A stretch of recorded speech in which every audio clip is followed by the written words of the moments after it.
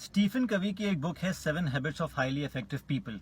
उसमें वो एक इंसिडेंट नरेट करते हैं जिसमें एक बंदा सेमिनार में खड़े होकर उनसे सवाल करता है कि आप रिलेशनशिप की बात करते हैं, मुझे एक बात बताएं, मुझे अपनी बेगम से अट्रैक्शन महसूस नहीं होती, मुझे अपने रिलेशनशिप में वो स्पार्क नजर ही नहीं आता, ना बेगम महसूस करती है ना मैं महसूस करता हूँ, तो हमें क्या करना चाहिए।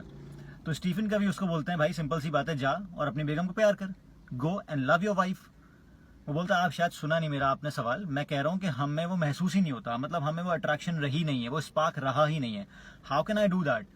बोलते हैं, जब भी तो कह रहा हूँ, go and love your wife, जाएं और अपनी बेगम को प्यार करें। वो बोलता है, उसकी हड़ी आती है, बोलता है यार अजीब मजाक कर रहे हैं, मैं कुछ बोल रहा हूँ आप कुछ समझ रहे हैं, आप समझ ही नहीं पा रहे हैं।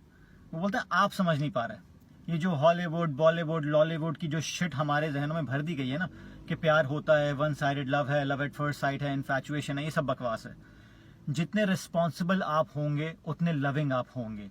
Love is a very responsible thing, क्योंकि जब आप रिस्पॉन्सिबल होते हैं तो आप एक्शन लेते हैं, आप अपने आप को अकाउंटेबल ठहराते हैं, आप किसी चीज के होने का इंतजार नहीं करते, आप उसको क्रिएट करते हैं, आप वो एक्सपीरियंस रिक्रिएट करते हैं जब वो फना हो जाता है, जब वो रहता ही नहीं है।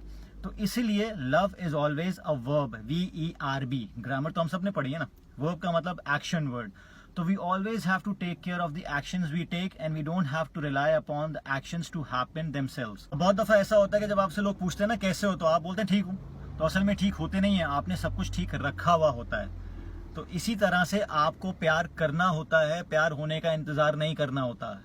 खुदारा इस शिट से बाहर आइए और अपनी लाइफ की रिस्पॉन्सिबिलिटी लीजिए, अपनी लव लाइफ की, अपनी मैरिटल स्टेटस की, अपने रिलेशनशिप्स की, and do the required work.